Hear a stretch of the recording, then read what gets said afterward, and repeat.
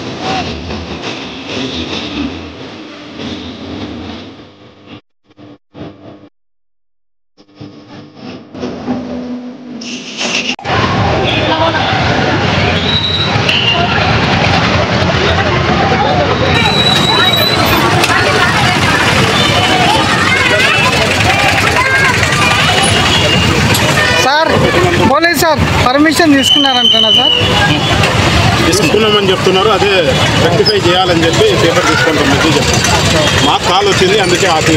okay okay